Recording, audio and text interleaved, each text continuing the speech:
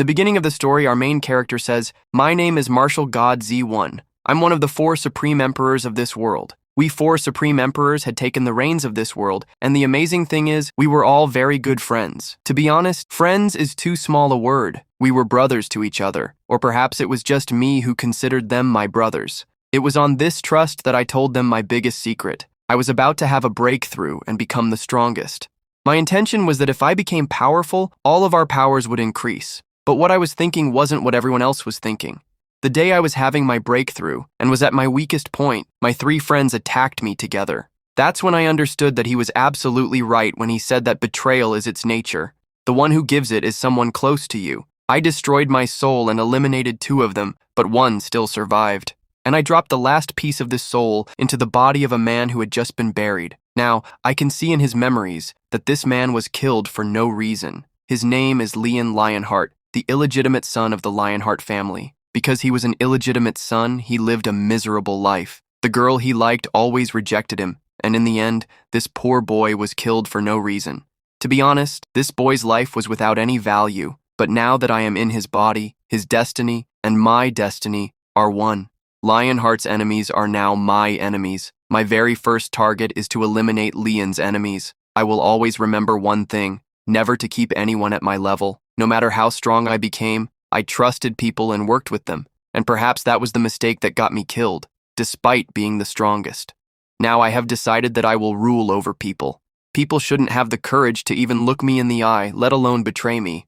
And I will do all this not as Master God Jin, but as Leon Lionheart. My friends sitting in that universe, wait for me and clean your necks, because your heads will be cut off by my hands. Then, our main character, Lun, is on his way back home when he sees a girl being harassed by some men.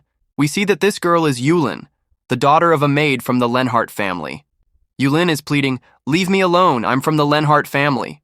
The man in front of her responds, "We know which family you belong to, and we also know what you came out to do in the middle of the night. You want us to play with you for a while, and I'll definitely fulfill that wish of yours." Yulin says, "Let me go. I'm trying to find my young master." The man replies, "Young master? Are you talking about that trash Lun Lenhart? He's probably passed out drunk somewhere. Anyway, he's an illegitimate son of the Lenhart family. You won't get anything by staying with him. Come with me, I can give you an amazing life. And you know what you'll have to give me in return, right?" Yulin stumbles back and asks, "What are you trying to do?" The man with a smile says, "I'm just doing what you came out to do in the middle of the night." Just then Lun arrives and says, "Some scumbags are harassing a girl in the middle of the night. If you enjoy harassing people so much, why don't you bother someone your own size?" A man steps in front of Lun and says, "So, are you my size? I can crush an insect like you in 2 minutes. Get out of here." Meanwhile, a relieved Yulin exclaims, "Young master, you're finally here." The guy with yellow hair says, "This is that bastard Lun Lenhart. I know this guy is very weak, brothers. Break his arms and legs and throw him to the side. His family members won't dare to mess with our Jack family for him." As they step forward, the thugs say, "We'll do this job with pleasure. It's so fun to crush these ants who don't know their place." Just then, Lion kicks one of them, knocking him out, and lifts another one up, saying, "So, are these chicks going to cut off my hands and feet? They can't get the job done. Send someone powerful. And if you can't, then be ready to get beaten." The trembling yellow-haired guy says, "My cousin's name is Brother Jang. If I call him, he'll wipe out your entire lion family. Before I call him, I'm giving you a chance to run away." Right then, Lion picks up one of the thugs and throws him on top of the yellow-haired guy. Lion says, "Why do you keep mentioning Jung's name? Can't you do it yourself? If you can't, then get out of here and go to your master who gives you biscuits." Then Lion says to Yulin, "Are you okay? I'm sorry you had to come out in the middle of the night because of me." Yulin hugs Lion and says, "Brother, I'm so happy to see you safe. You hadn't been home for 2 days, and I was so worried." Looking at Yulin, Lion thinks, she has an immortal body. If I help her cultivate properly, she can become very powerful. Lion says, "Yulin, don't worry at all. From now on, I will protect all of you. Let's go home." Yulin says, "But brother, the patriarch is waiting for you at home. Shouldn't you go meet him first?" Lion thinks, "The patriarch? That means Lion's dad. He's the only person in the whole Lion family who cares about Lion, but I don't think it would be a good idea to go there right now." Lion says, "I'll meet Dad later. Let's go to our place first." After watching them leave, the guy with the yellow hair says, "You did the absolutely wrong thing, Lionheart. Today you messed with the wrong person. Now you'll see how I dig your grave. Then, on a call, he says, Brother Jang, I was bullied. And you know who hit me? None other than that scumbag Lionheart. He slapped me on the face and said that if you were in my place, he would have slapped you too. He also said that in front of him, you're worth less than a dog. If the world finds out about this, people will laugh at you. In shock, Jiang Wei says, What kind of drugs are you on? You're saying Lionheart hit you? If he hit you right now, then where is he? The guy with the yellow hair says, He was going home to Tian Mansion. Jiang hangs up the call and says, I gave them just one job, and those idiots couldn't even do that one thing right. But just a while ago, they sent me a photo of Lion buried in the ground. So how is this scumbag alive and back? Fine, if he's back alive, I'll bury him again myself. Then he calls his men and says, Get ready, that scumbag Lion survived. We're going to Tian Mansion to dig that bastard's grave. The scene changes to Tian Mansion. We see that Yulin has brought Lion to her home. Yulin's mom says, Young master, please have a seat. I'll get you some tea. Lion says, Auntie, you're not well. You don't need to work so hard. I can do these small things myself. The aunt says, Truly, young master, no matter what this world says about you, I have never seen a person as kind as you. People call you a fool because of your kindness, but you truly are a very good person at heart. Until then, Zhang Yi, with his men, comes outside of Tian and Mansa's place. Zhang Yi says, That Leon lives here with a few servants. You can kill whoever you want. All the responsibility is on me. Just make sure that Leon survives. Leon is sitting when Zhang Yi enters his house. Zhang Yi says, Young Master Leon, I didn't think I'd find you here. Leon says, This is my house, so of course I'd be here. But how dare you bring your dogs and enter my house? It seems you didn't read the note outside my house that says, Zhang Yi and dogs have no place in this house. Zhang Yi says, What did young Master Leon Hart just say? I couldn't hear him. The young Master Leon who used to wet his pants just by seeing me, and now look how much he's bragging. Leon says, Yulin, go inside to the auntie and take care of her. In the meantime, I'll handle these fools. Leon says, I gave you guys a lot of chances before, but as they say, there's no use playing a flute in front of a buffalo. I don't want to waste my time. Hurry up, come get your beating and leave. Zhang Yi says, Go forward, finish this scoundrel. But we see that in a little while, Leon has beaten everyone up. Zhang Yi says, Brother Leon, why are you upset? Here, drink some tea and let's end this matter. Leon says, I've made you sit on my body. Is that okay with you? Zhang Yi says, It's an honor for me to sit at your feet. Leon says, Look, you tried to provoke me by coming to my house. This is a very big mistake. Tell me, what punishment should I give you? Zhang Yi says, To calm your anger, I can give you $300,000. Leon says, Not a penny less than 2 million. If you want a bargain here, you can. But in return, I'll only break one watch. You can't leave here until the money comes. And if the money doesn't come within 1 hour, you will leave, but on 4 shoulders. As he's kicking his men, he says, Get to my house immediately and tell my dad to transfer the money. Brother Zheng says, Brother, the money will be here in 2 minutes. Lin says, It better be. You're talking to me from a lower position, and my neck is starting to hurt. Then Zheng Bai presses a gun to his neck and says, Let me press it for you. Doing all these things is a small matter for me. I can do anything for you. Just then, 2 million are transferred to Lin's phone. Lin says, Get out of here without looking back. And remember, this money offer was a one-time thing. If you make the same mistake again, you won't be forgiven. Gang Bai says, After today's beating, I'll never make a mistake like this again. As they leave, Gang says, This Lin used to be a complete coward. When did he get so brave? A guy standing next to him says, Brother Gang, should we call all our men? If we have more men, maybe we can defeat them. Gang slaps him and says, Even if you have 100 men, you won't be able to do anything to him. I'll figure out how to deal with this. I don't need you idiots. The scene changes to the Zheng mansion. We see Zheng Yua, who is Gang Bai's sister and Lin's crush. Yua says, Where did Gang Bai go in such a hurry in the middle of the night? He's a complete idiot. I hope he doesn't get into any trouble. The butler says, The young master just got beaten up and probably had to pay 2 million to escape. Yua says, Considering my brother's actions, getting beaten up is a very normal thing. Anyway, leave that aside. I heard that the young miss of the Wei family is coming here. Do you know when she'll arrive in the city? Yua thinks to herself, Wujia Feng. She's the only granddaughter of the Wei family. If we can somehow build good relations with her, we can benefit a lot. The butler says, Miss Wei will arrive tomorrow at 8 a.m. and will be in the city for 3 days. She's visiting our Yadong first. Yua says, Okay, I'll meet her tomorrow no matter what. On the other side, we see Lin, who is telling Yulin that she can sleep peacefully now because no one will come to cause any trouble. Yulin says, "But brother, I'm really scared." Lin says, "Don't worry. If you don't sleep, I'm not going anywhere." Lin thinks to himself, "I thought that after I arrived, at least I would have one peaceful day, but it looks like this life won't be peaceful at all. I can't just sit here like this. Tomorrow, I'll go look for some alchemists. Until I can heal my leg, I won't be able to defeat my enemies." The next day, the scene shifts to the Yadong market. We see Miss Wu walking through the market with her Uncle Chen. Just then, she sees a large crowd gathered ahead of them. Miss Wu says, "I want to see what's going on over there." Meanwhile, Yuva thinks to herself, "The fish has been caught in the net. I knew that if I gathered a crowd here, she would definitely come on her own." Then, approaching Miss Wu, Yuva says, "It's so nice to meet you. I didn't think I would run into Miss Wu today." Just then, Uncle Chen says, "Our young miss doesn't talk to just anyone, so please, miss, go on your way." Yuva says, "Miss Wu, do you remember meeting me 3 years ago? Since you're in my city, Yadong, how would you like for me to show you around?" Miss Wu says, "You're a local here and you must know a lot about this place. If you're so keen on being our free guide, then fine, you can be our guide." On the other side, we see Lin and Yulin, who have also come to the same market.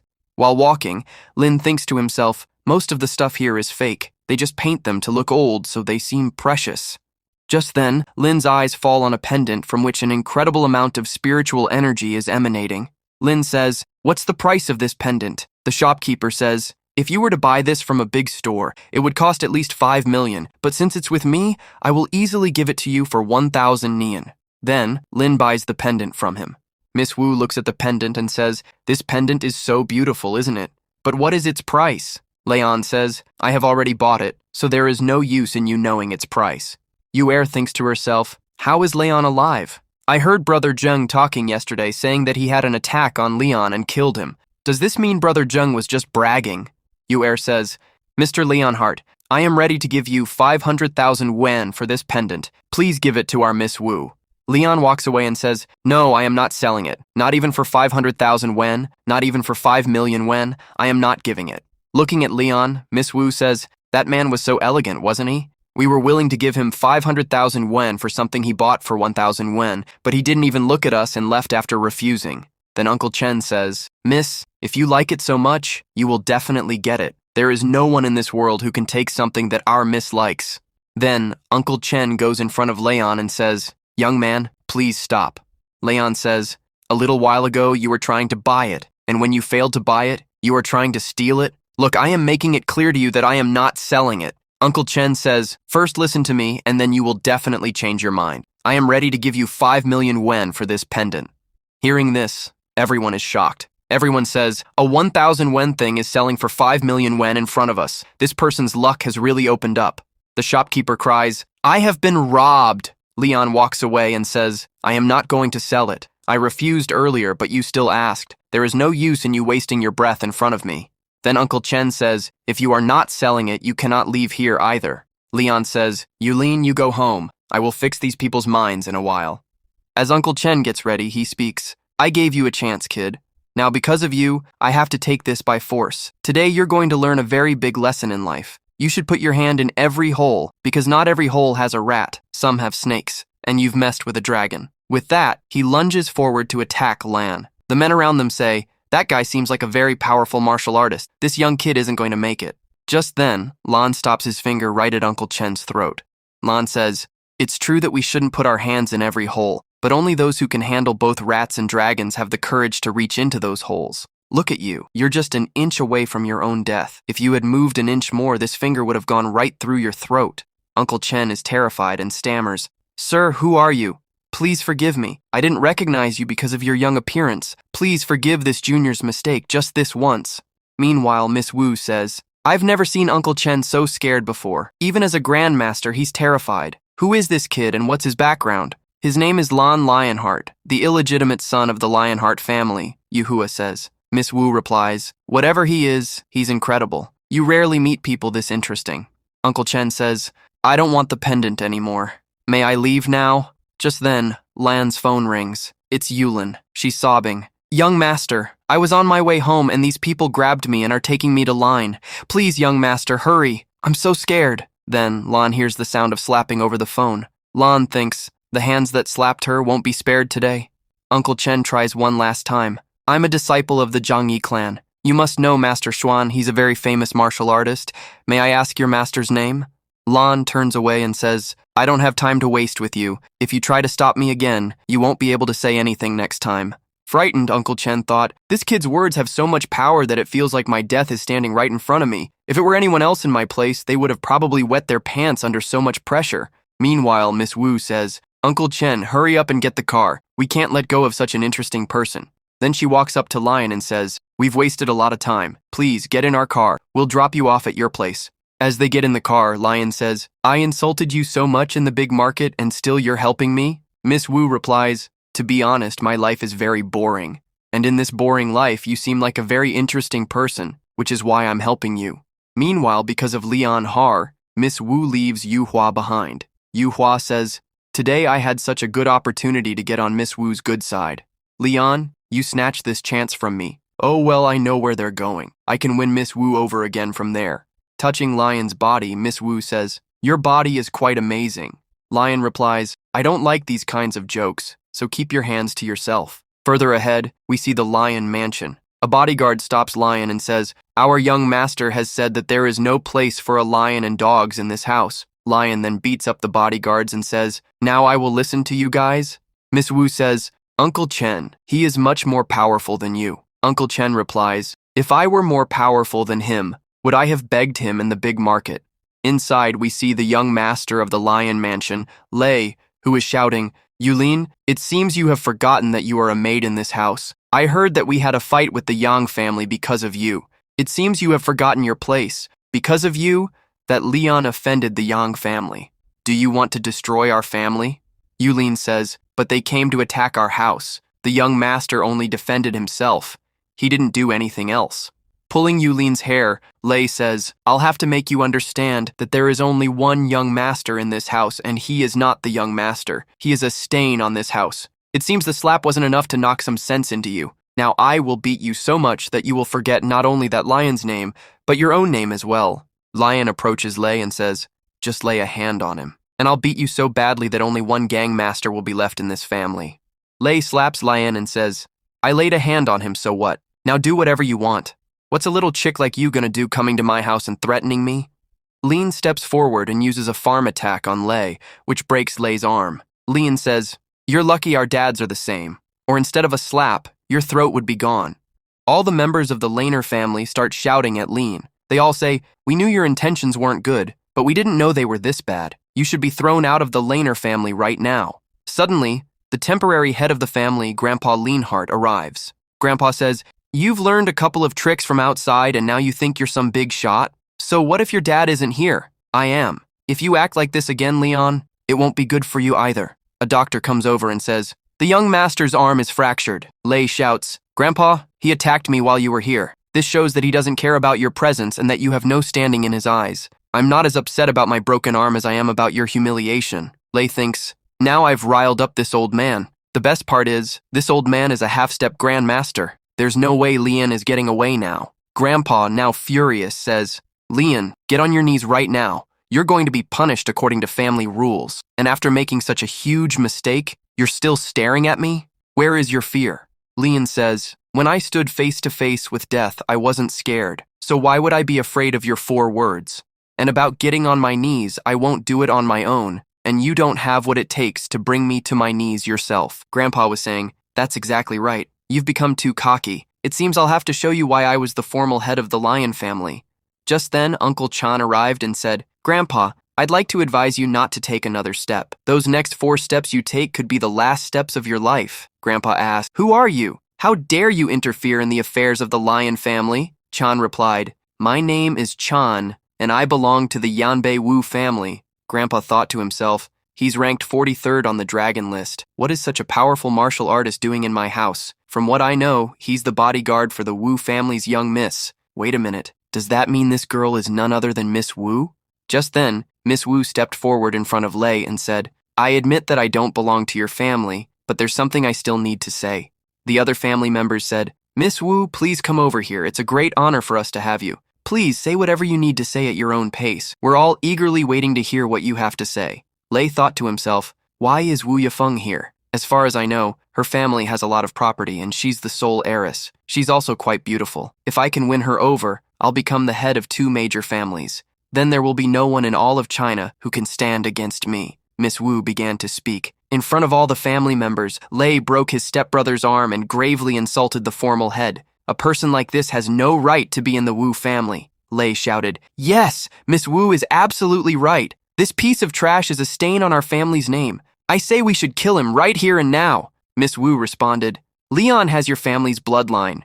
I'm sure there's no one here capable enough to even touch a hair on Leon's head, let alone kill him. The best thing we can do is to cast him out of the lion family. That way, you and Leon will have no further connection." Grandpa said, "Miss Wu is absolutely right. Leon, get on your knees and leave this family forever. From now on, you and we have no relationship." Lane said, "Look, I don't really care about you people anyway. I'm not going to get anything from your little family business. And as for trying to make me bow down, that's impossible. Anyone who wants to make me bow down here should be prepared to die." Grandfather said, "All right, let's see who's stronger." Uncle Chen said, "Grandfather, I'm advising you again. Don't fight him. No matter how strong a mouse is, a lion's cub can easily crush it. The difference between you and Lane is like that of a mouse and a lion. He may be young, but he's a grandmaster. You're talking about attacking him. To be honest, I can't do anything to him, and I'm very sorry to see that you kicked such a great talent out of your family a little while ago. Normally, our clan would also yearn to be acquainted with such people, and even after having such a big gem in your family, you kicked him out." All the members of the Landon family were shocked and said, "What? He's a grandmaster? Mr. Chen, you must be mistaken." Miss Wu laughed and said, "This is hilarious. I told them 2 things, and they broke all ties with Lane. I've seen a lot of fools, but I've never seen a family as foolish as this one before. If my Uncle Chen respects this person so much, they should have understood that there must be something special about him. Lane, even if the Landon family doesn't value you, the Wu family knows how capable you are. I sincerely offer you to join my family. We will provide you with everything the Lionheart family can't even give you in your dreams. Just join our family." After seeing all this, Yuva was also very shocked. Yuva thought, how is this possible?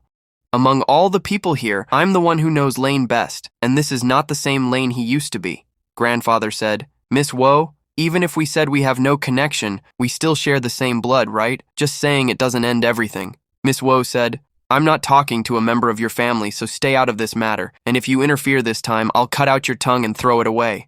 Lean says, "Have you ever seen a leash on a lion? So what made you think you could put a leash on me? I'm not interested in you or your offer, miss." The miss says, "You're really arrogant." The grandpa, looking happy, says, "I knew it all along. Blood is thicker than water. Just because we had some misunderstandings doesn't mean our relationship is over." Leon thinks to himself, the real Lean was a fool, but even so, the Lion family never did anything bad to him. Even though they didn't like Lien, they had to give him everything Lei got because of his father. That's why I have no reason to destroy the Lion family. Lien says, "Look, from now on, you will never get involved in my matters. If you do that, then it's fine. I won't do anything against you." The grandpa says, "We have no problem. As long as the name Lion is behind your name, we will never get involved in your matters. And as the formal head of this family, I announce that the next head of this family will be Lien." Lien says, "Have you ever seen a lion leading a pack of hyenas? So what made you think I would lead a family of hyenas? I have no interest in being your head." Just then, the miss, nudges Lien. The miss says, "You're really interesting. I announce that you are my official boyfriend from today." Lien thinks to himself, this girl is really strange, but she has a good heart. Even after I humiliated her at the market, she came all the way here to help me. Walking out, the miss says, "Uncle Chan, our Wu family has found their son-in-law today. Let's go to the entrance and wait for Lien." Seeing all this, Yua is completely shocked. Yua thinks, this is the same boy I kept wrapped around my finger for years. I must have rejected him more than 100 times, and today, for some reason, I feel like I've lost something big. The miss says, "If everyone standing here is a fool, then you are the leader of all these fools. You didn't kick Lien away, you kicked your own luck. And if luck goes away once, it never comes back." Grandpa says happily, "Even if our Leon thinks of us as beggars, he's still one of us. I'm so happy our family got such an amazing genius. Leon, do what you want, however you want, but please, never change your surname. Even if we're so small that we can't do anything for you, if you ever need our help, just say the word." The rest of the family members say happily, "We thought our Leon was so amazing. So what if he's not sister-in-law's son? At least he has the brother's blood in him. And if Leon becomes the head, we have no problem with that either." Then Leon says as he leaves, "Okay, I'm going. Next time, Nobody bothers Yulin and her mom. Looking at Yuva, Leon thinks, what's so special about this girl that Leon was so into her? To be honest, she seems arrogant to me from every angle. Meanwhile, Yuva yells, Leon, I need to talk to you about something. Leon says, that's funny, isn't it? Before, I wanted to talk to you, but you never had time. And now you want to talk to me, but I don't have time for you. Hearing Leon's words, Yuva is completely shocked. She thinks, the guy who used to propose to me at least twice a day and ask me to the movies 3 times a day just rejected me and left. I don't know why, but I feel like this can't be Leon. Meanwhile, Yulin says, young master, you liked Miss Yuva so much, didn't you? Today she came to talk to you, so why did you reject her? Leon says, Yuva's luck is not good at all. To be honest, her future is going to be pretty bad. The more distance she keeps from me, the better it'll be for us. Yulin, always remember one thing in life. A person who can't speak up for themselves can't do anything in life. So, when you meet people like that, keep your distance. Yulin says, what exactly do you mean? Leon says, forget it, you won't understand. Just then, Miss Wu comes up to them and says, it seems you have a lot of time now. Can I talk to you for a bit? Yulin says, the young master found Miss Wu. She's very nice too. Then, Leon raises his hand and says, you're all over me. I can only be your friend and nothing more. Miss Wu says, well, at least you consider me a friend. You're the first person in the world that I like. Leon says, I'm from the Leon family, so given my family's reputation, there must be a lot of guys after you. So what is it about me that has you so interested? Miss Wu takes his phone from him. She says, I've saved my number in your phone. If you ever need anything from me, please just give me a call. With that, Miss Wu leaves. Yulin arrives and says, Leon, stop right there. Leon says, Yulin, you go outside and wait for me. I'll be there in a little while after I talk to her.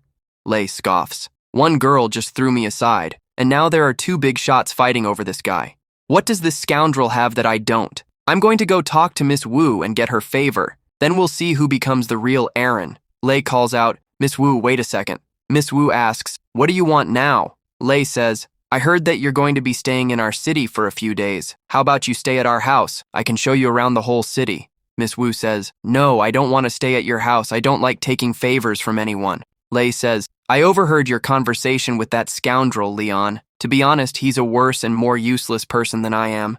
You won't find anyone like him in this whole city, which is why I'm telling you please don't stay with him. I admit I'm not that great, but he's even more worthless than me. Miss Wu, annoyed, says, you called Leon worthless? Lei says, I'm calling him worthless because he is. First of all, he doesn't even know who his own mother is. On one hand, you have me, whose lineage is right in front of you. But what do you know about him? Nobody knows that the blood of a dirty place is mixed in his body. Staying with a person like him could seriously ruin your name. Leon is just like a rotten apple that can spoil the whole basket of apples. If you have to choose someone from my family, I'm the best option for you. Miss Wu asks, what is so special about you that isn't in Leon? Lei says, first, all the flaws he has, I don't. Besides, I'm not a scoundrel. If you choose me, I will be sincere with you. Miss Wu turns to leave and says, I want a partner for myself, not a dog. If I wanted sincerity and loyalty, a dog would be much better than you.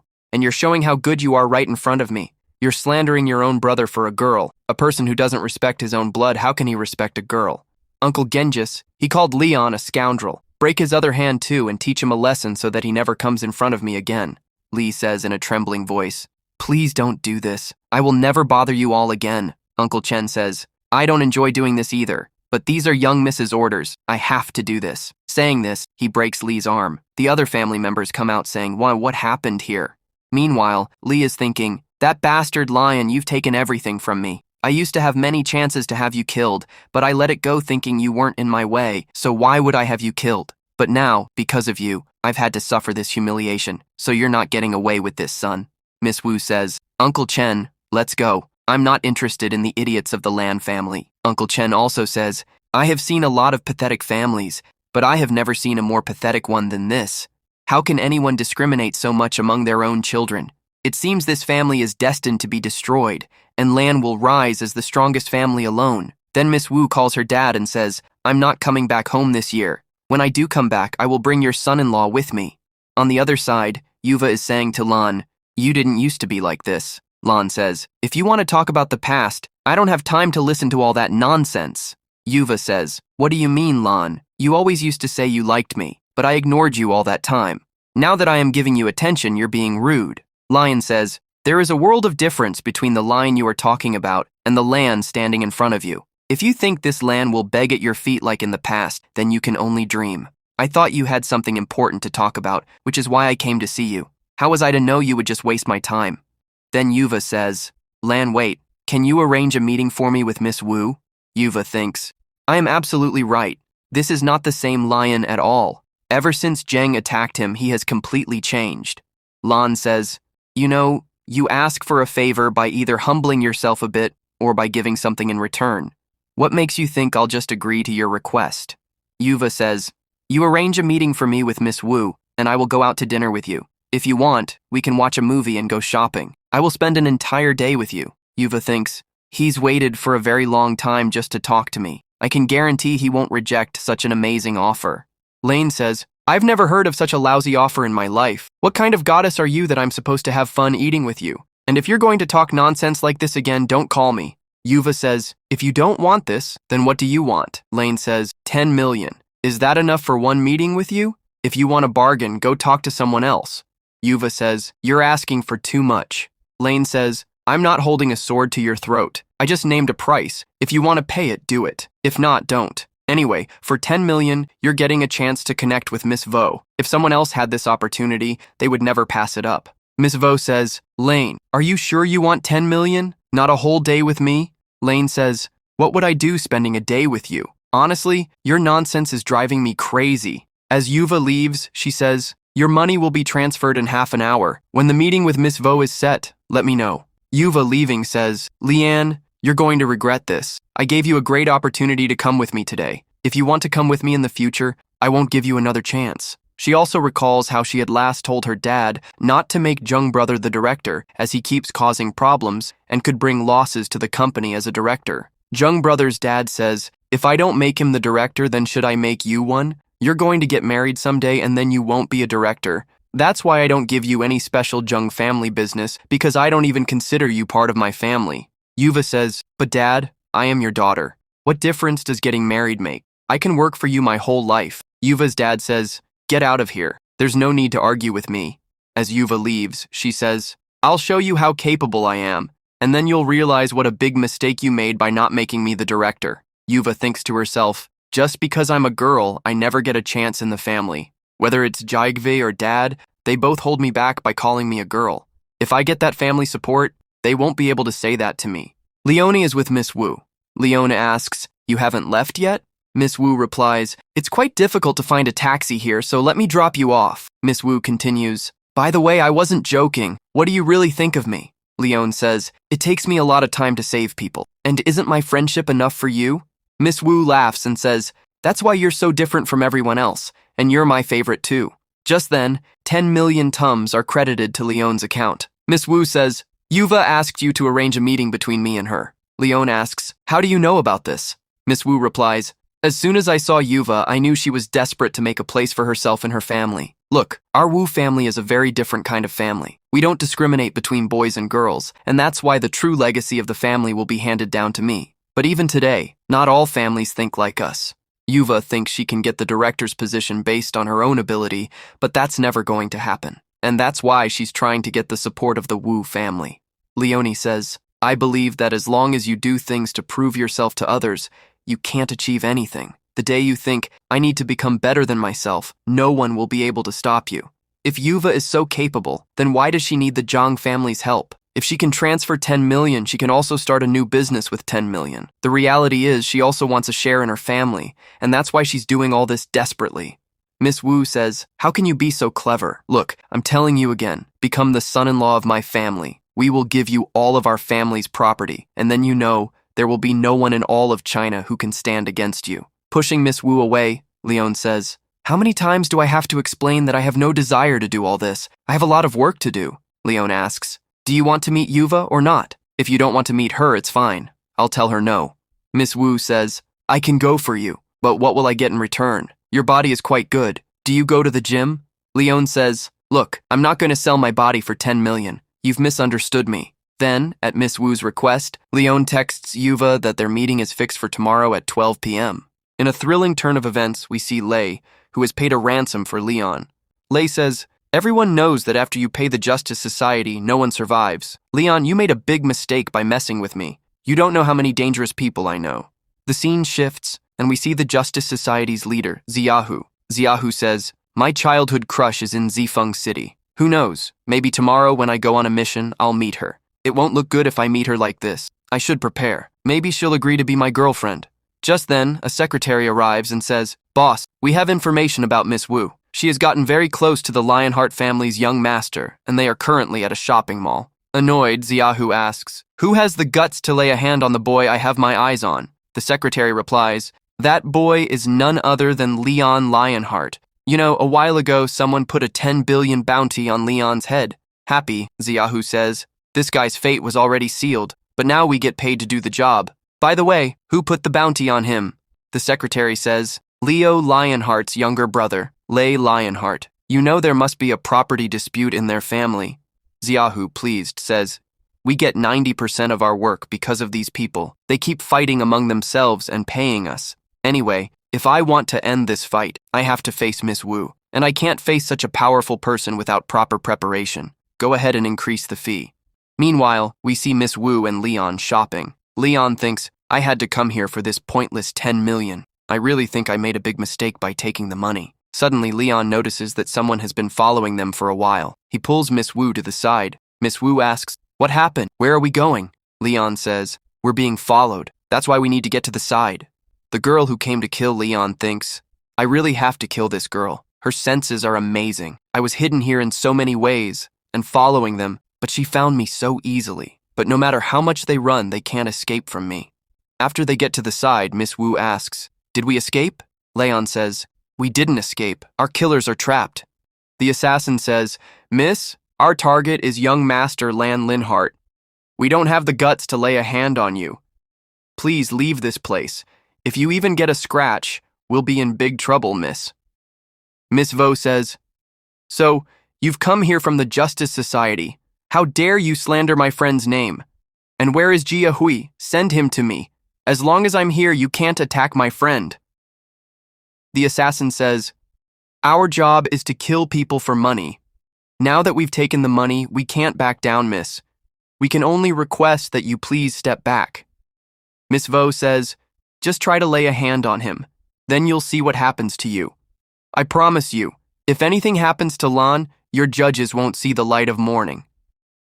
Just then, Jia Hui walks over and says, "My childhood friend, why are you so angry? Why are you causing trouble for some random guy?" Miss Vo says, "First of all, let me make it clear. We are not friends. We only met 5 years ago at my grandpa's birthday party. Nothing more. Honestly, I meet 1,000 people in a day. Do you think I make a friend out of everyone?"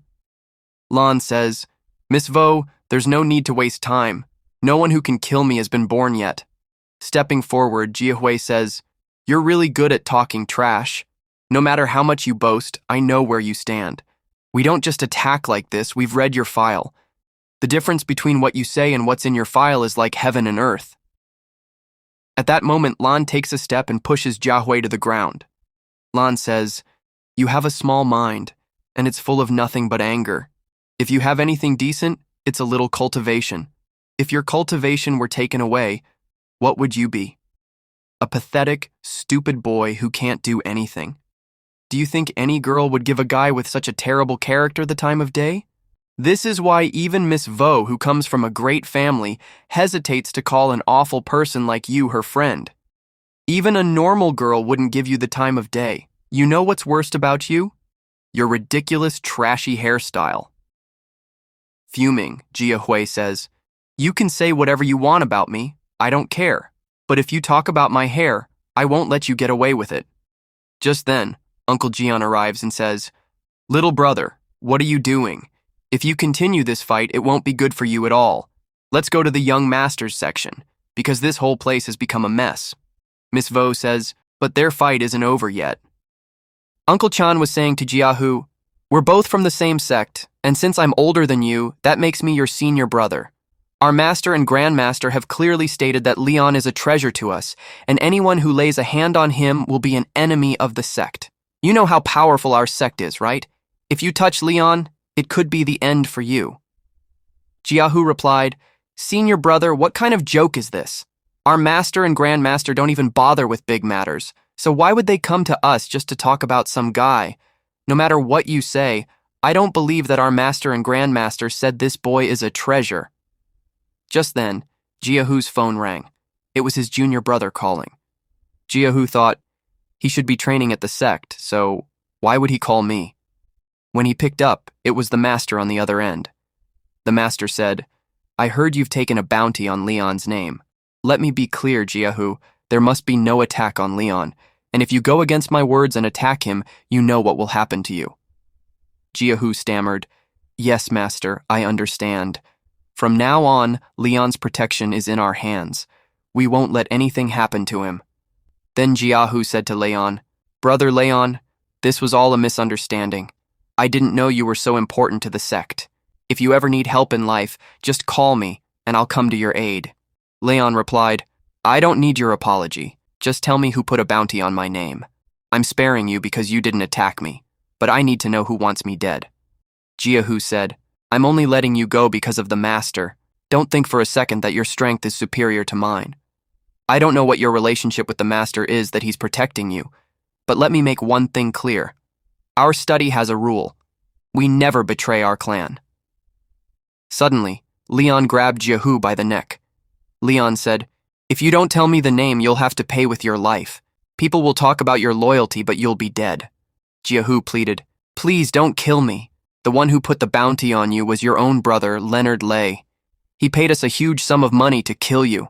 Jiahu thought to himself, "I didn't think this guy would be so powerful. He looks so young, so when did he start cultivating?" As Leon walked away, he said, "This is your first mistake, so I'm forgiving you. If you repeat this mistake, you won't be so lucky." Meanwhile, Jiahu thought, "What kind of crazy dog bit me that I would mess with such a crazy person?" As our lion arrives at the lion mansion, Grandpa sees him and says, "Young master, how is it that you've come here?" Lion replies, "If you remember, I told you not to interfere in my matters. But you people have gotten so bold that you've put a bounty on my head to have me killed. Now tell me, how are you going to solve this matter?" Angrily, Grandpa retorts, "Who has the audacity to have attacked you?" Lion says, "Don't act in front of me." Grandpa says, "Don't you worry at all. Whoever has done this will not be spared. Before you leave from here, the person who did this to you will be punished." Meanwhile, we see Lei, who says, "This wine tastes extra delicious today. To be honest, I spent 50 million to have Lion killed. When Dad and Grandpa find out that I took out such a big amount, they'll surely scold me a lot. But after that Lion dies, I'll become the sole owner of my family's billions of dollars, so a loss of 50 million is no big deal for that.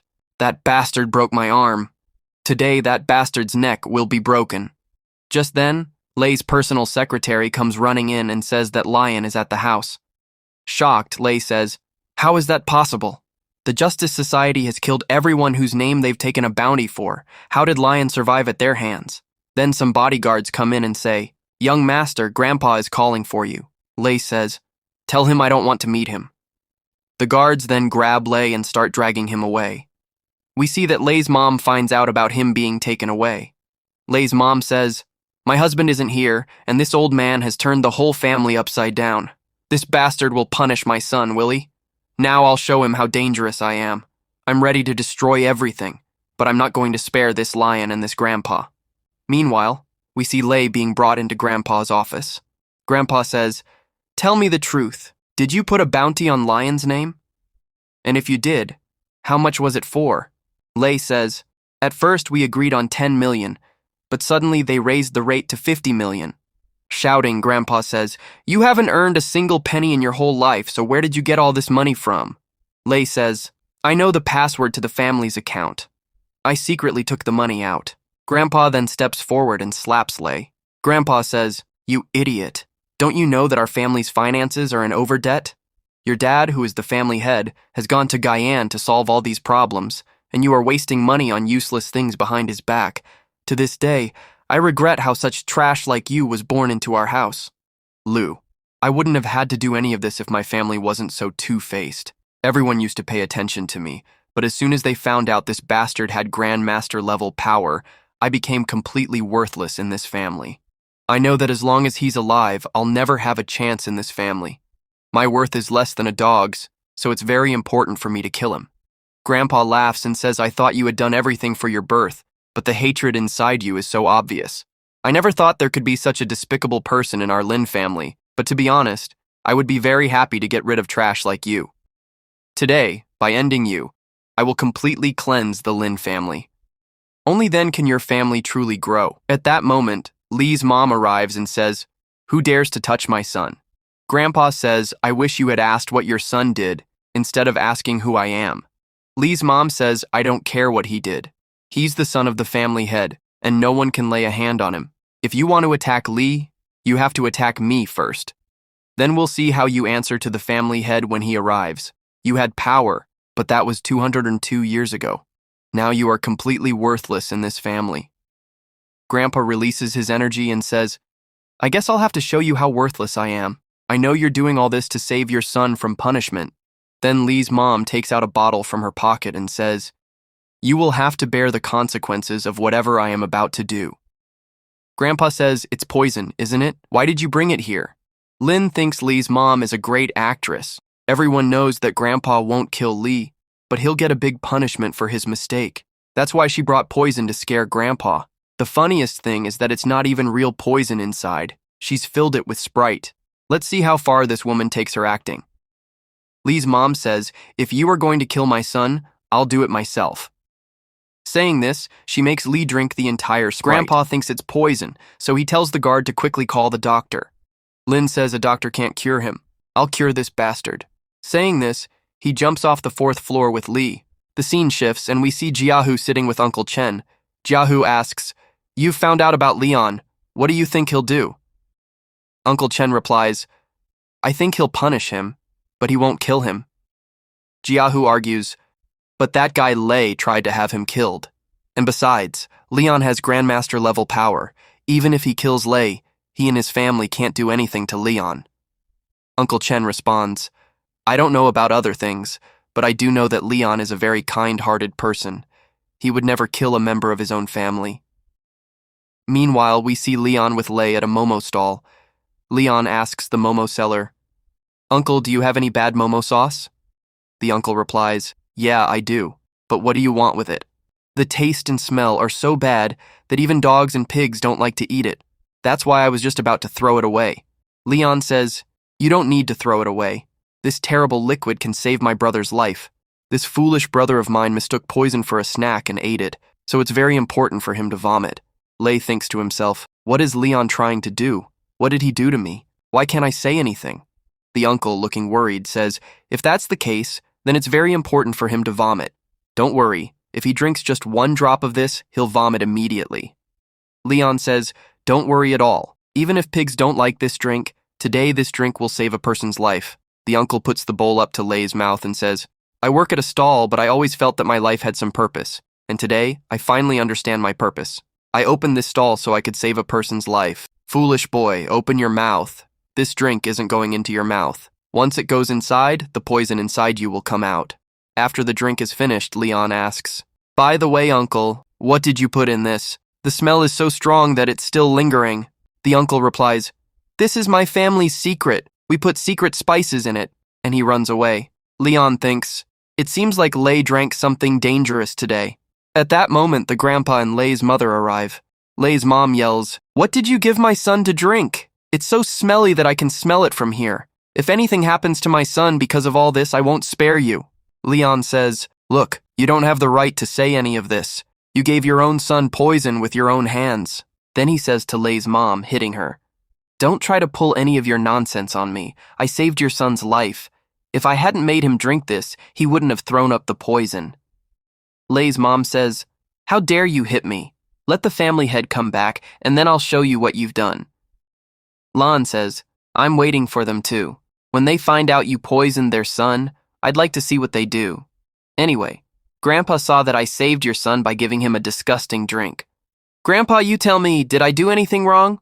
Grandpa says, Even with all the problems Lan has with the Line family, he didn't hesitate for a second to save his brother's life. He even jumped from the 4th floor to save him. And you, a terrible mother, poisoned your own son. Until the family head returns, you'll be locked in your room and sent to the hostel in disgrace. After they leave, Grandpa says, "Young master, I did a good job, didn't I?" As he's leaving, Lion says, "Yes, your performance was amazing. If you keep doing such good work, you might live another 10 or 20 years. At the same time, Lion thinks to himself, I've handled these people. Now it's time to go and teach Yulin cultivation. As I progress, my enemies will increase, and my loved ones will be the first ones targeted. If she becomes strong on her own, I won't have to worry about her." Next, our Lan arrives at the Tianmen mansion. Lan says, "Yulin, are you free?" Yulin says, "Yes, young master, what do you need?" Lan says, "Come to my room right away." After they get to the room, Lan starts changing his clothes. Meanwhile, Yulin thinks to herself, what does the young master want to do? Is he thinking of doing what I'm thinking? Yulin says, "Young master, I need to take a bath first." Lan says, "You can bathe later. Let's do the work we came here to do first." Shyly, Yulin says, "But young master, I don't have any experience with this." Lion says, "I know what you're thinking. Not everyone has experience with this, but don't worry at all. I will teach you for so long that it won't feel like your first time." Then, Lion starts transferring his energy into Yulin. Shyly, Yulin says, "You're really so good, young master." Then Lan says, "Since the beginning, she's been behaving strangely. Wait a second. What does she think I'm doing here?" Then, hitting Yulin on the head, Lion says, "I'm opening your body's chakra points for cultivation. Your senses need to be better than a normal person's. If you can't even see the energy around you, how are you going to absorb it? So stop thinking nonsense and concentrate properly." Speaking like this, he again starts to transfer his energy into Yulin's body. Yulin says, "Yes, young master, I can feel the surrounding energy." Lien thinks to himself, normally it takes some time for anyone to do this, but because Yulin has an immortal body, she is able to sense the surrounding energy. Then, as he leaves, Lien says, "Cultivate here at ease, and yes, lie down here for 2 hours." Then Arlene sits down and starts eating chips. Lien says, "Now I understand why people from Earth like to eat chips and watch wrestling so much. It's really so relaxing." Just then, a news report comes up on the screen. "A 1,000-year-old tree broke yesterday due to a lightning strike." Lien happily says, "This is great news. If a weapon were forged in front of this tree, it would be an incredible weapon. Tree, wait for me. I'm coming to get you soon." As Lien is thinking all this, he hears a very loud noise from the roof. Going upstairs, Lien thinks to himself, Euro told me that there was renovation work going on in our upstairs neighbor's house, but as far as I remember, they can only do this work until 12 p.m. It's already 2 p.m. and they still haven't stopped the renovation work. Yulin is meditating right now, and if they keep making noise like this, she'll get disturbed. Then, knocking on the door, Lien says, "I'm your neighbor from downstairs." Just then, the man opens the gate and says, "So what if you're my neighbor? Why are you bothering me?" Then Lien says, "I'm not bothering you, you're bothering me. If you remember correctly, you could only do renovation work until 12 p.m., and it's already 2 p.m. So now, will you stop this work yourself, or should I make you stop?" Threatening Lien, the man says, "Do you see this brick? This brick is of the best quality. I want high-quality bricks to be used in my renovation. It would be a great sorrow for me if I had to use it to smash someone's head." Lien says, "Look, I don't have time to waste on garbage like you, and if you're not going to stop the work, I'm calling the police." Then the man says, "Yes, call them. As soon as the police come, I'll stop the work, and after they leave, I'll start the work again. Then we'll see what you can do." Lien says, "The brick you have in your hand, you're calling this a high-quality brick, right?" Then, showing the brick to Lien, the man says, "If this hits your head just once, your whole head will split open." Then Lien breaks that brick with just one attack. Lien says, "Your brick is really of very low quality. Were you talking about smashing my head with this?" Panicking, the man says, "If you lay a hand on me, I'll call the police. You can't show your strength and intimidate people." Going over there, Lien calls the police and says, "My neighbor attacked my hand. I've sent you the CCTV footage. Please handle this person." The man standing behind thinks to himself, "This guy is very clever. It seems I picked a fight with the wrong person today." Meanwhile, we see Jiahu and Uncle Chan who have finished their lunch. Jiahu says, "Since you are my senior, you should pay." Uncle Chan replies, "You're the owner of such a big corporation. What's a small bill to you?" Jiahu says, "Even though our cooperation is big, we don't have regular work, and unlike others, I keep my brothers on a salary, not on missions. so they don't have any financial problems. That's why I have very little money. While paying, Uncle Chan says, I understand. You're doing all this because of that incident, aren't you? You're still fighting for your pride. Jiahu replies, when I left the sect, I made a promise that I would return only when I had achieved something. To make a name for myself, I even created the Just shirt, but things didn't turn out the way I had planned. Uncle Chan says, it seems you regret leaving the sect. To be honest, Master misses you a lot. If you reach out, maybe Master will forgive you. Walking outside, Jiahu says, next month is Master's birthday, and there's no better opportunity to meet him again.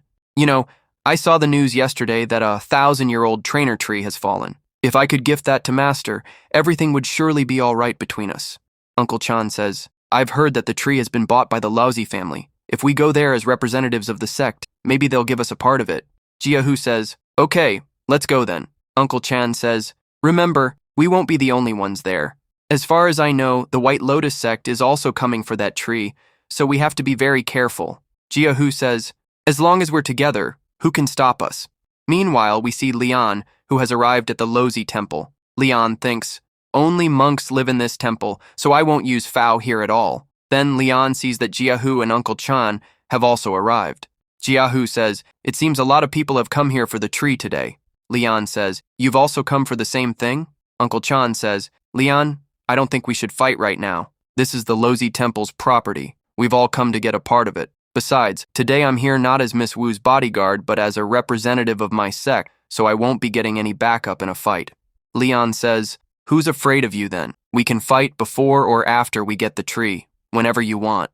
Just then, a monk from the Laozi temple arrives. Lian and Jiahu both talk to him about the tree. The monk says, our master knows that many people will come for the tree. That's why my master said that they will give half the tree to the people who have come from outside. The other half is our property, and we're dividing it among everyone. Lian says, how will your master divide it without mentioning any names? The monk says, Master only said that they have given us half the tree. Now it's up to you to figure out how to divide it among yourselves. Just as he says this, he starts walking towards the mock site. Lan is thinking to himself, the people of Laju Temple are truly very wise. Because they had the entire tree, many sects came to attack them. But by donating half of the tree, they made everyone fight among themselves.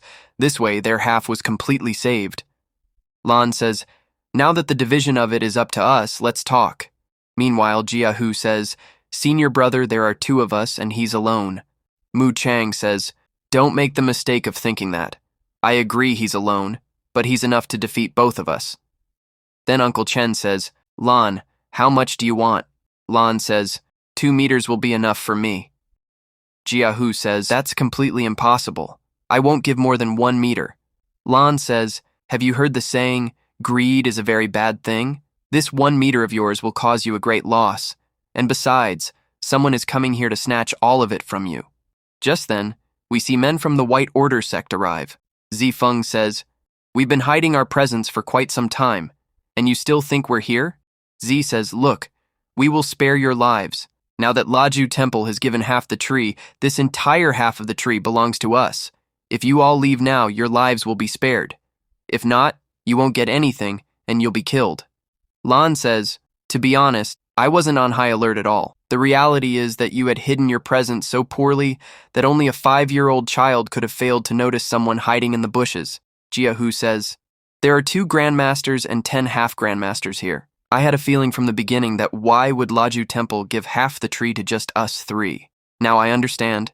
They were doing everything they could to avoid this fight. They are truly terrible people. Uncle Chen says, you're standing in front of their temple and bad-mouthing them? They've already given half of it. Now it's up to us who gets it.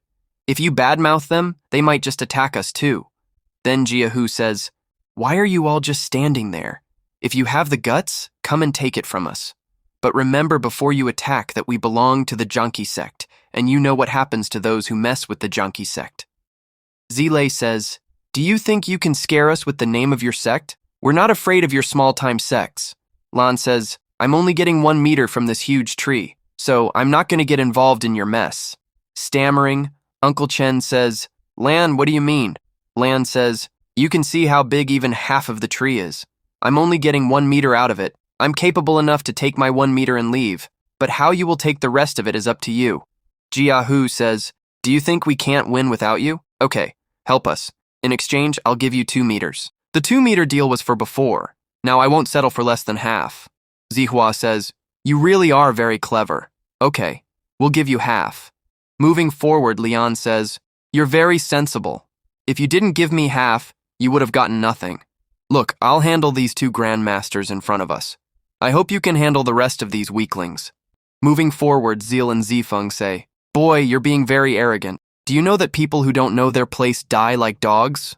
Leon says, "Yes, you're absolutely right, just like you people are going to die here today." Zifeng says, "We've been practicing together for 20 continuous years. We train 16 hours a day and run 20 kilometers just to be able to cooperate, so we stay together all day long. Today, we have the ability to take on 5 grandmasters together, so what can a small child do to us?" Then Leon piles them up in one motion. Leon says, 20 years of training, 20 kilometers of running, all of it becomes useless when you're faced with absolute power. A wise person bows down before absolute power and moves forward, and some fools like you get killed because of their arrogance. Then turning back, Leon says, "I've done my job. I'm leaving with my half share." Zihua says, "Won't you help us?" Leon says, "That's not how you ask for help, and I don't help anyone for free. It's not in my nature." Uncle Chen says, "Young Master Ironheart, please forgive my junior brother's misbehavior. I don't have much to offer, but I can give you 5 million. Leon says, "Okay, I like your sincerity."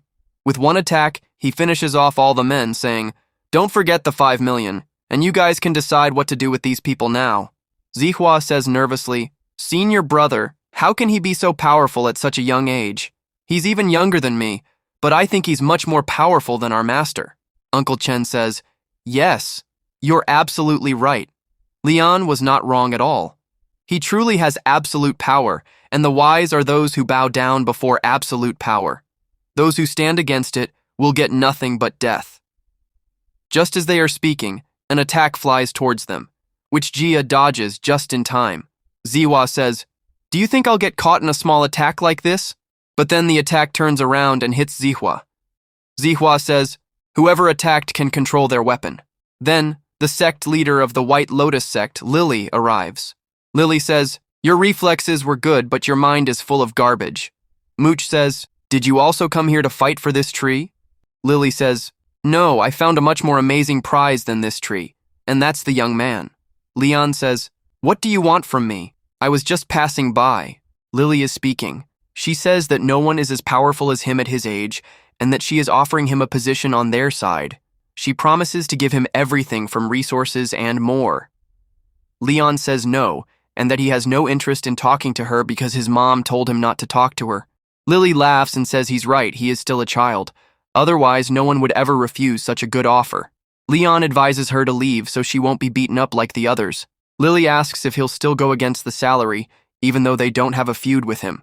Leon replies that he has taken money from these people and therefore has to complete the task. He tells her that she can't touch these 2 people today.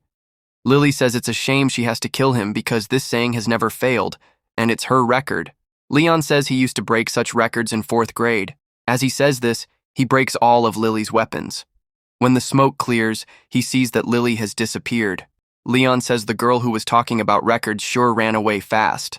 Meanwhile, Lily, while running, says she will always remember the name Leon Lionheart, and if she doesn't get her revenge, then her name isn't Holy Saintance Lee. We then see someone recording their fight. The scene shifts, and we see the all-time limited company. We see everyone in the company talking about Leon. A bespectacled man says they just saw the fight between Leon Lionheart and the White Lord side, and how Leon easily defeated and chased away Lily, who is a very powerful saintess. He says that the amazing thing is that Leon was never this powerful. He says that if you look at his past, he's an illegitimate child of the Lion family, and everyone knows how such children are treated. He says that a few days ago, he was attacked and completely changed after that. Chairman Lu Sheng says that their job is not to interfere in other people's personal lives, but to maintain a balance of power among everyone and ensure that the world of cultivators doesn't come before ordinary people. The bespectacled man says not to worry and that he won't let this fight reach the media. Lu Sheng says to contact this Leon Lionheart, saying that he can tell that this man is going to be a big shot in the future. He says it would be good for them if they could get him to join their company. On the other side, we see Leon practicing his techniques. Leon says that he has made some swords for himself with the help of Adar tree. He says that while they are not very powerful, they can still serve as special weapons. He also says that their ability to shapeshift is amazing, and that he can carry them anywhere. Just then, Leon says that he is standing in the jungle and a car has been following him. He says he'll go and see who it is. We see the bespectacled man sitting in the car, and he tells the chairman that Leon not only has martial arts, but also has the ability to refine weapons and is coming to talk to him. He says that he will try to talk to him and bring him to the company. Just then, Lan, who was knocking, says, "Tell me, can I know why you're following me?" The man who steps out says, "My name is Hu Hongli. I'm the manager of Overtime Limited Company, and I've come to talk to you on their behalf." Lan says, "I didn't fill out a form with any company, so you can leave." Just then, Lan notices that Hongli is wearing a spiritual weapon on his hands. Lan says, "You have a spiritual artifact in this world? This means your background isn't simple at all." Hongli says, "Let me introduce myself again. I'm the manager of Overtime Private Limited. On the surface, it seems like our company provides cleaning services, but our real job is to maintain the power balance in society. Our main purpose is to prevent the world of cultivators from coming into the open for normal people. And because you're a new star in this cultivation world, we've come here to talk to you. It's our responsibility to keep track of everyone." Lan says, "And if I refuse to cooperate with you people, what will you do then?"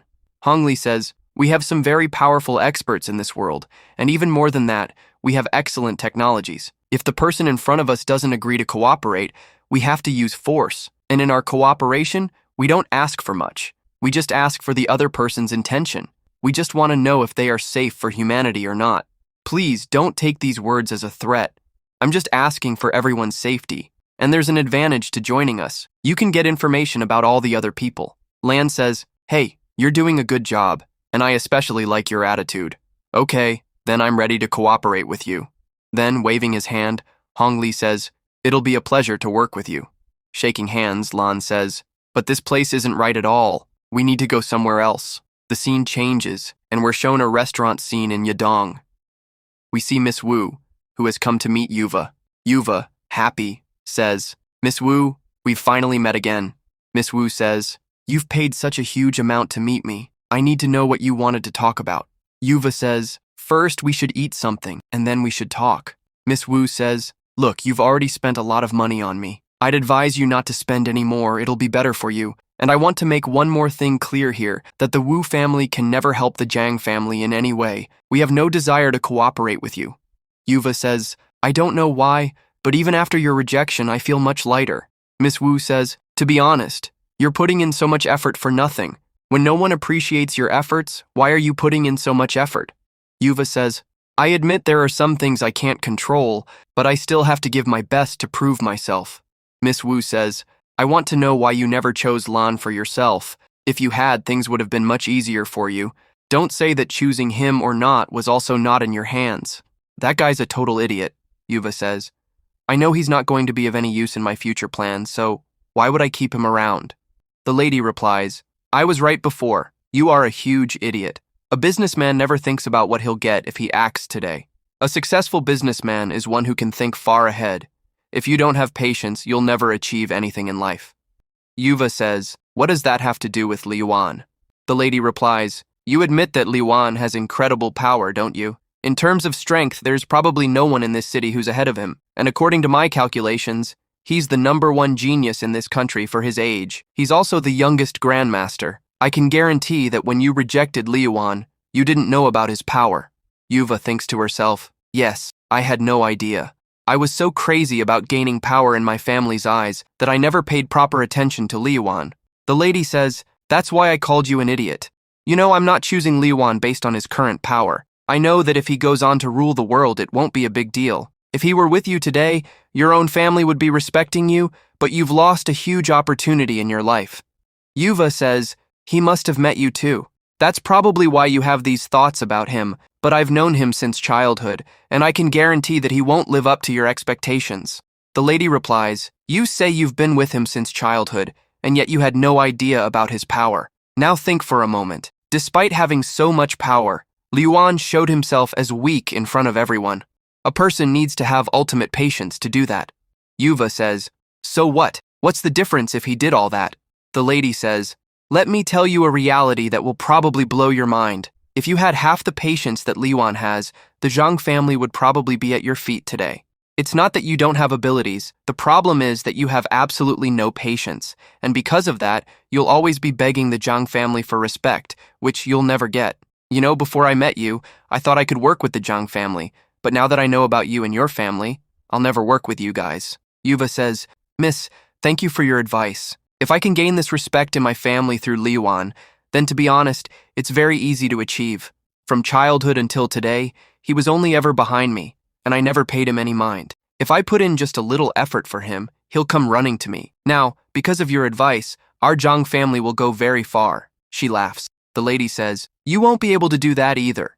Yuva says, "Do you think so little of me? I can't even get the girl who's liked me for my whole life?" The lady replies, "I don't think little of you. You think too highly of yourself. To be honest, Liuan is the person I've chosen for myself. I can entrust my entire family's property to that man. Can you show the same trust in him? Okay, I don't want to talk to you anymore. I'm leaving. I hope you find the respect you're looking for." Upon arrival, Lun and Hungli enter the building. "Your company looks pretty weak," Lun says. Hungli replies, "I told you we have to maintain the illusion of a simple cleaning service on the outside. That's why we couldn't build a bigger company." "Please come in, Mr. Lun. The chairman is waiting for you," a staff member says. Inside, Chairman Lu says, "Mr. Lun, please make yourself at home." "Don't worry," Lun replies, placing his feet on the table. "I'm already treating this company like my property, and you like my worker." "You truly are an interesting person," the chairman says with a smile. "The reason we've invited you here is because we want you and Genius to work with us." "Your offers are incredible," Lun says, "but I don't work for anyone. I learned one lesson in life: never be under anyone's control. So I'm not signing any contract." "Mr. Lun, I understand your point," Chairman Lu says, "but everything we do here is for the welfare of the people. Plus, joining our company won't be a loss for you. In fact, you'll benefit greatly. We can give you information that no one else has." "What kind of information?" Lun asks. "Information like, you're not the real Lun Lionheart," Chairman Lu reveals. The real Lun was a 20-year-old boy who had never done anything good in his life. Everyone thought he was a loser, and he was, to a great extent, a piece of trash. Then Zheng Bei sent his men to beat him up and throw him in the forest. After that same night, Lun completely changed, and that's when you appeared. How can we believe that a person would get superpowers after getting beaten up? You people have done a lot of investigation on me," Lun says, surprised. "We told you," Chairman Lu says. "When it comes to investigations and information retrieval, no one is better than us." The scene shifts to Zheng Bei operation. To save the Lion family from their financial crisis, their head, Yan, went to beg for money, Zheng Bei says. "The amazing thing is that he fell into our trap. Yan made the biggest mistake by going to us. Now we won't let the Lion family recover at all, and their destruction will be the biggest benefit for us." "You've done an excellent job," Zheng Bei's dad says. "Everything is about to be completed, so go and rest. I've been trying to destroy the Lion family for so long, and now that they're finally about to be finished, you want me to rest?" Zheng Bei scoffs. "I want to witness the destruction of the Lion family with my own eyes. Ever since childhood, I've heard that the Lion family is much bigger than ours. My only dream since childhood was to destroy the Lion hearts and make my family the greatest. Now that I have this opportunity, how can I rest?" "That's the kind of ambition I expect from my son," his dad says happily. "In the business world and in real life, you're a beast. That's why I've chosen you as the next head of the family. If you don't want to rest, fine. Go and party. It'll take 3 days for the Lion family to be destroyed anyway." Outside, Zheng Bei says to himself, "Lun Lionheart, you beat me. And all of this is happening because of that beating. I'll destroy you so completely that you'll have to come to me on your knees and beg for forgiveness. Let's go inside and enjoy ourselves, because soon we will witness the great spectacle of Lun Lionheart's ruin." In a sharp contrast, we see Miss Wu at her home, bored. Miss Wu asks, "Uncle John, do you know what Leon might be doing right now?" Uncle John replies, "As far as I know, the company recorded our fight on overtime, so they probably called Leon for a meeting." Miss Wu says, "Oh, so Leon is in our company right now. Wait a second, He's inside our company right now, and our officers have no idea of his power. They will definitely talk to him arrogantly, and since Leon isn't used to bowing down, a huge problem could arise. Uncle Jian responds, "Yes, you're absolutely right. We must hurry and save Leon." Miss Wu corrects him, "Not Leon, our company is in danger. We must hurry or he will destroy our company." Meanwhile, we see the chairman and Leon talking. The chairman asks, "May I know who you are?" Leon replies, "I have no desire to tell you, but if you must know, I'm the reincarnation of an immortal." Shocked, the chairman says, "Now I understand. Everything makes sense now." Leon says, "Don't you think I've just picked this up from a novel?"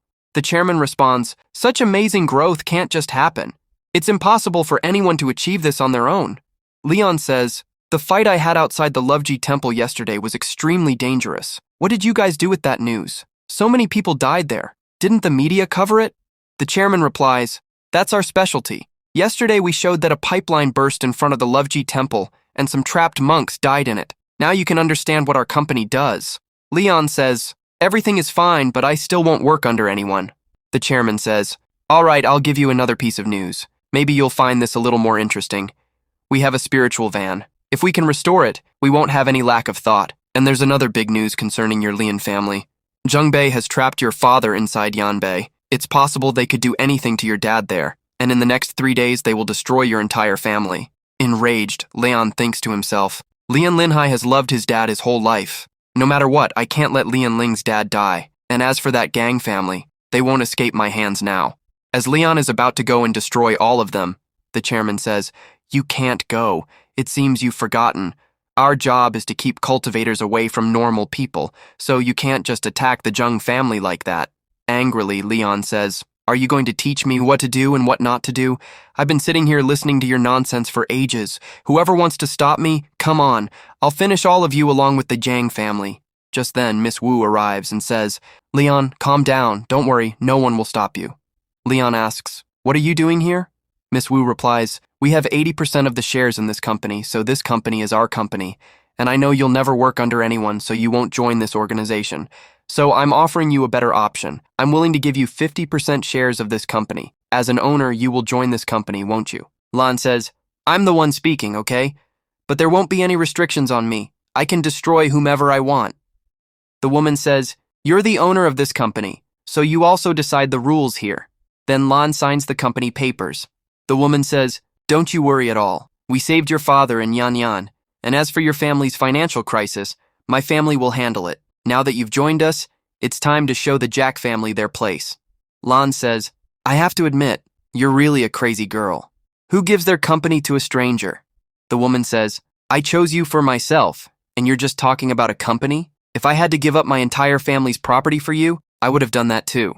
Then she looks at Hunley and says, "How long have you been staring at us? Can't you see a couple talking here?"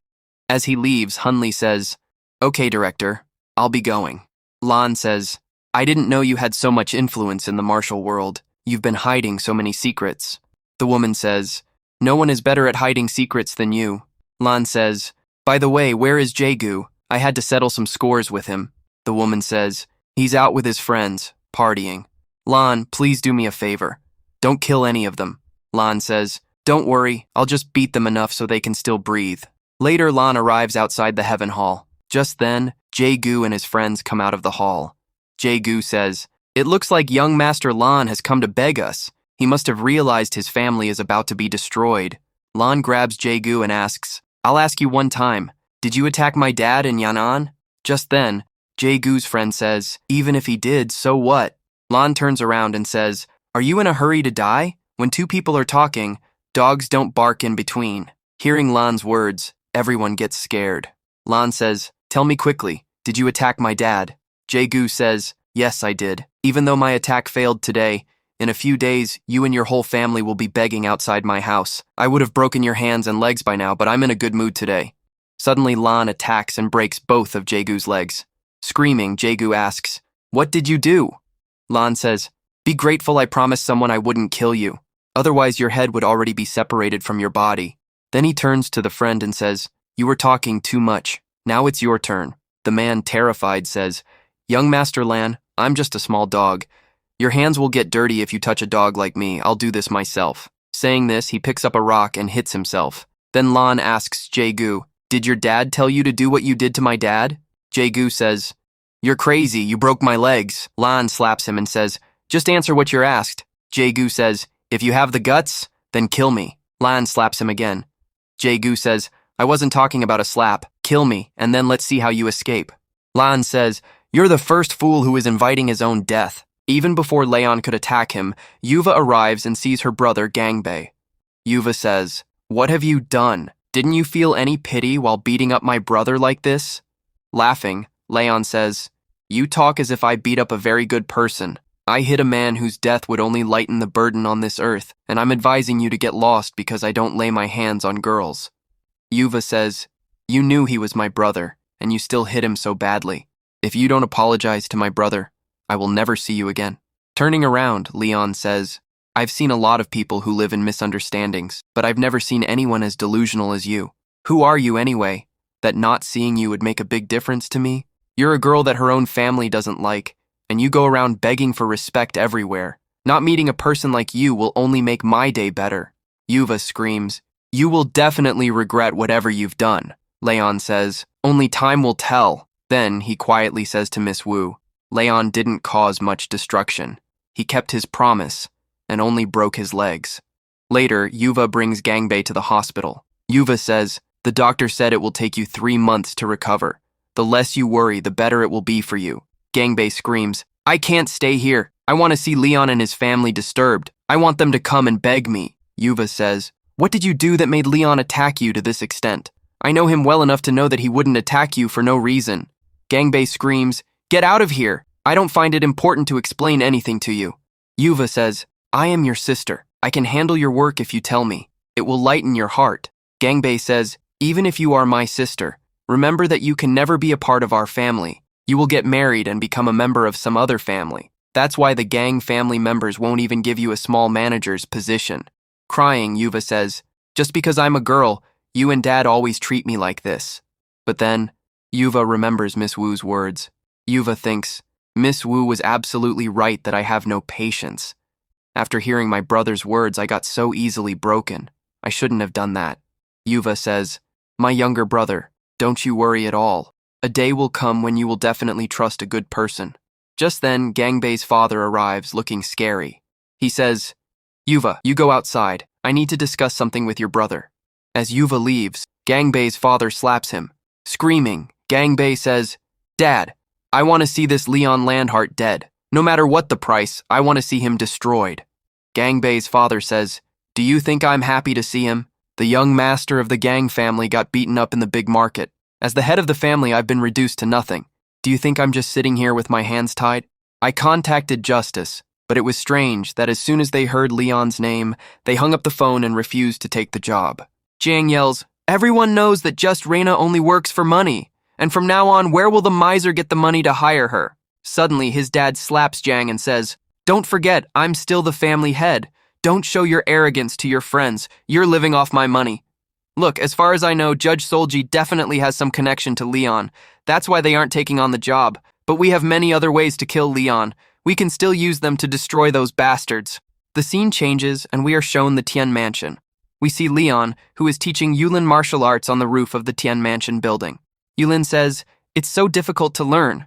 Leon says, "Don't distract your mind and focus." A little later, Yulin says, "This is so tiring. What good will all this learning do for me anyway?" Leon attacks and breaks a water tank. Leon says, "Normally, 10 people together couldn't break this iron tank, but I broke it with just one slash in the air, without any muscle strain. It's impossible to do this without a muscle injury." Yulin says happily, "This is amazing." Suddenly, someone yells from below, "I was taking a shower. How did the water stop?" Leon says, "Yulin, run fast. We broke the water tank. We'll get a huge scolding if anyone sees us." Later, Yulin and Leon are back inside. Yulin is about to kiss Leon when she gets a call from her grandpa. Annoyed, Leon says, "This old man just had to call now." Yulin says shyly, "Young master, I have some work, so I'm leaving." Grandpa says, "Leon, something very important has come up, so you have to come back home." Leon says, "If I find out after coming that you didn't have a good reason to call me, I'll slap your bald head today." Grandpa says, "Leon, did you break Jiang's legs?" Leon says, "Yeah, That scoundrel was bothering me, so I punished him. He was lucky that I had promised someone, otherwise I would have broken his neck. Suddenly, Lei's mom yells, "Are you really going to destroy our family?" Leon says, "As far as I know, you were sentenced to stay in your room, right? How did you get out? It looks like our bald grandpa is very two-faced." Hearing Leon's words, Grandpa gets very angry but can't say anything. Moving on, Lei says, "You offended the Zhang family, and that's why they attacked us financially. And today, the price of our stock fell from 10 billion. Grandpa, no matter how bad I am, I have never caused the family such a huge loss." Lei thinks, "Until yesterday, everyone was with you, but just watch how I turn them all against you." Then everyone in the family starts saying that they have suffered a huge loss because of Leon. Leon says, "The loss is not because of me, but because of your foolishness. Do you know that for the past 8-10 years by working in this company, you've hollowed it out from the inside? You all have your own luxuries, for which you've been siphoning off a lot of money. If people like you work in any company, you'll eat it up from the inside. And now, when it's time to place the blame, you're blaming me. Do you know that a person shows their true colors only once? And now I have come to know your reality, so you'll get a very big shock soon." Miss Wu is seen looking at the Lai family's stock. She says that the Zhang family has made a big move against the Lai family. She points out that the company's value, which was 100 billion a short while ago, has fallen to 20 billion. She believes that at this rate, the company will go bankrupt by the afternoon. She then calls Uncle Chen and asks him to start buying the Lai family's stock, stating that they need to increase their influence with them. Uncle Chen expresses concern, saying that she is using her family's power a bit too much, and if the family head finds out that she is manipulating the market, they would get very angry. Miss Wu responds that she is not doing this for the Lai family, but for Lan, and she is confident that they won't suffer any losses because of him. She says she's on her way to the Lai family to witness a great show. Meanwhile, at the Lai family's residence, Lei is thinking about how no one will get angry if he attacks Lan right now. He decides to move forward with his attack. Lan then slaps Lei and kicks him in the butt. Lei complains to his grandfather, "Grandpa, he hit me so much in front of you and you are doing nothing." The grandfather tells him to shut up, saying, "You'll get all of us killed for no reason." Lan says that their decisions don't matter to him and that he is leaving. The grandfather insists, "You have to apologize to the Zhang family. You can't leave without apologizing." Lan retorts, "What will you do if I don't?" The grandfather points to the bodyguards outside and says, "You see these bodyguards? I'll have to use them even if I don't want to."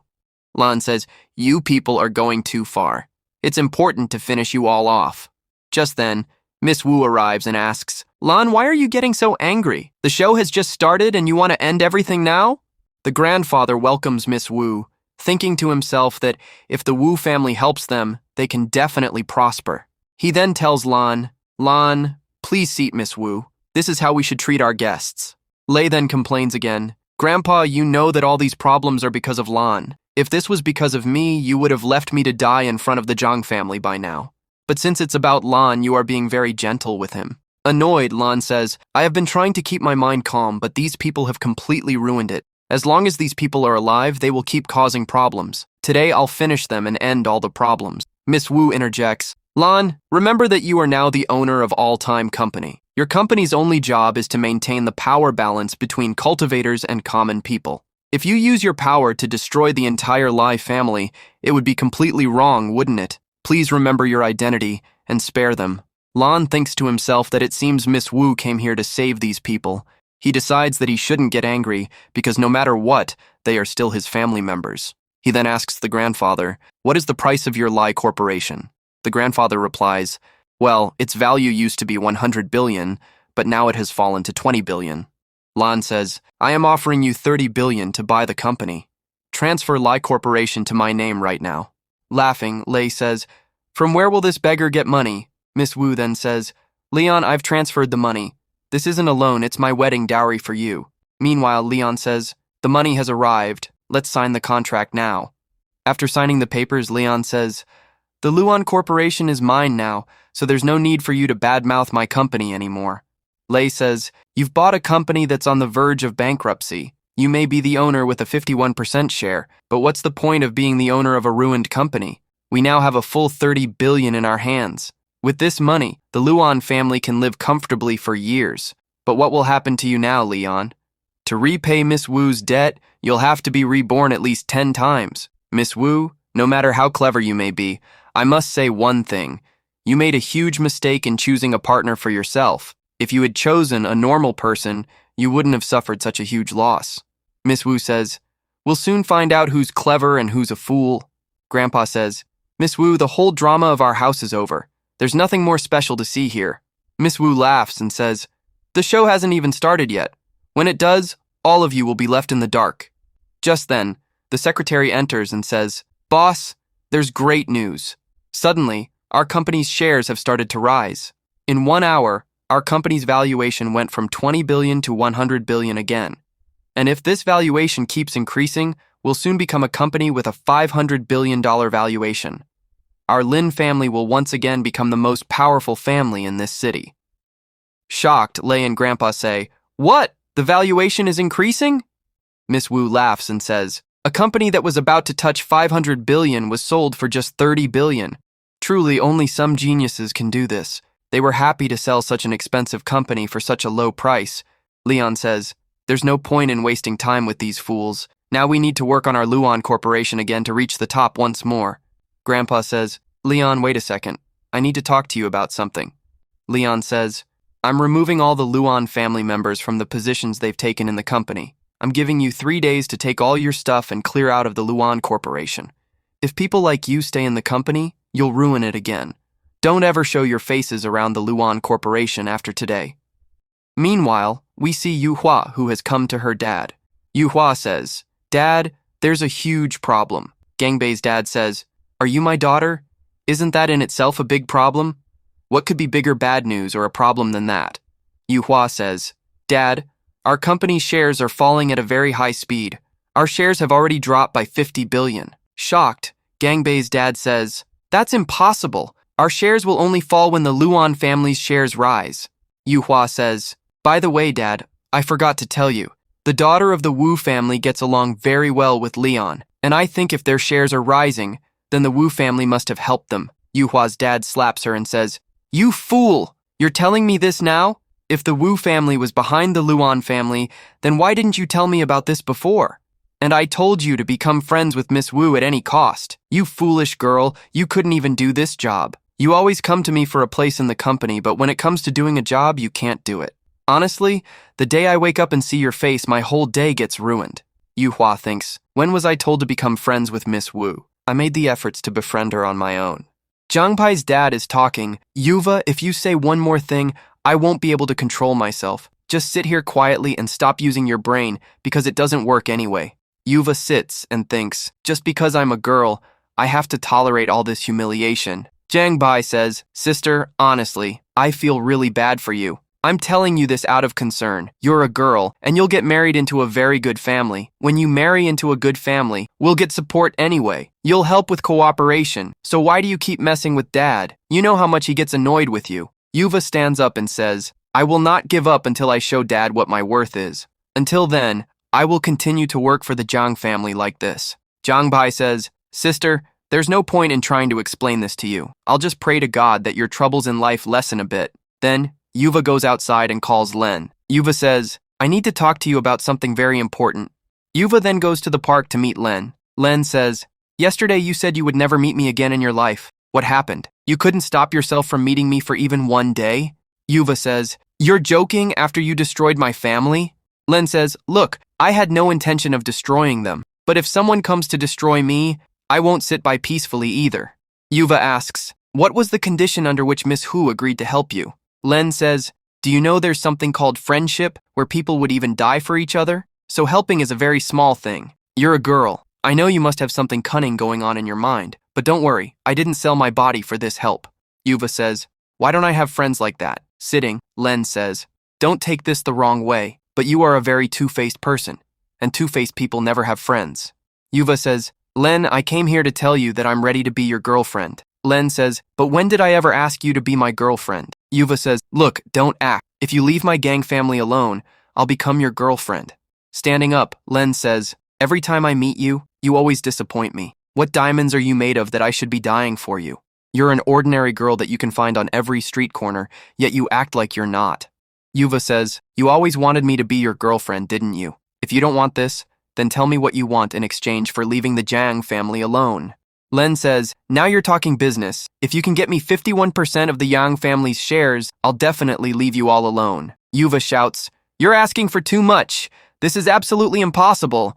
How can I get you the ownership of the company? As he leaves, Len says, if you don't have the authority, then why did you even come to talk? Next time, only come to talk when you have the authority.